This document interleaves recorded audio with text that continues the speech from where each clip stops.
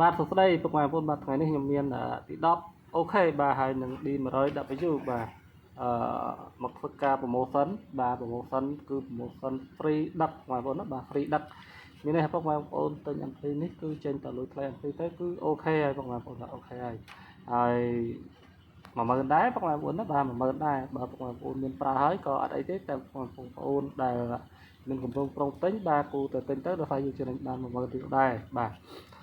សម្រាប់ទី10ជាប្រភេទមាន Bluetooth អាចច្រៀងបានបាទមកគួរសមពុកម៉ែបងប្អូនណាបាទម៉ាស៊ីនខាងក្នុងរបស់វាគឺបែបនេះពួកនេះគឺដែកពុកម៉ែបងប្អូនណាបាទទី10មានខ្លះជួរបាទតែនេះគឺជាប្រភេទដែកបាទតម្លៃរបស់វាគឺតតន់បាទតម្លៃគឺជូនពុកម៉ែបងប្អូន50000រៀលបាទ50000រៀលfree ដឹកបាទ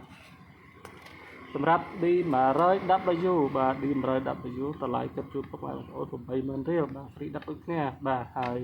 មានពុកម៉ែបងប្អូនខ្លះថាមិនថ្លៃមែនបងគេលក់ខ្លះ15រៀលខ្លះ70000អញ្ចឹងណាបាទពុកម៉ែបងប្អូនampli មកពីចិនគឺឈ្មោះដូចគ្នាលក្ខណៈខាងមុខអាចដូចគ្នាក៏ប៉ុន្តែប្រភេទម៉ាស៊ីនអាចខុសគ្នាពុកម៉ែបងប្អូនបាទកុំឬថា D100W ពុកម៉ែបងប្អូនយកតម្លៃមក compare ដូចជាទីគ្នាអត់ត្រូវអត់យុត្តិធម៌សម្រាប់អ្នកលក់ដូចគ្នាបាទពុកម៉ែបងប្អូនមើលម៉ាស៊ីនរបស់វាបាទម៉ាស៊ីនប្រភេទ D100W LR បាទគឺ28V 3.5 ampere បាទដុំភ្លើងវាពុកម៉ែបងប្អូនដុំភ្លើងវា28V 3.5 ampere បាទទីទៀតគឺវាមានស្នាប់ទៅមីក្រូហ្វូនបាទមីក្រូហ្វូនបតមានន័យថាប្រភេទមីក្រូហ្វូនប្រភេទជាប្រើបតពុកម៉ែបងប្អូនណាមានភ្លើង 5V មានអីចាំចឹងទៅបាទហើយ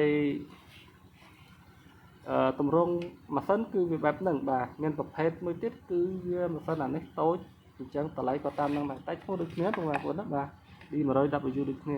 អញ្ចឹងពុកម៉ែបងប្អូនតំណែងចិនគឺឈ្មោះដូចគ្រឿងខុសតម្លៃក៏ខុសគ្នាដែរណាពុកម៉ែបងប្អូនបាទតម្លៃខុសគ្នាដែរហើយគឺថាមានអាម៉ាស៊ីនចឹងហើយមានគេលក់តម្លៃធូរថ្លៃជាងខ្ញុំទៀតអត់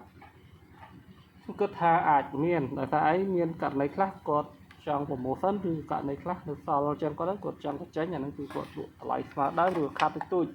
តែនេះខ្ញុំលក់នេះគឺចំណេញតិចមែនតើហើយបងប្អូនណាបាទ20រៀលព្រីដាក់ទៀតបាទចឹងគឺចំណេញតិចមែនតើ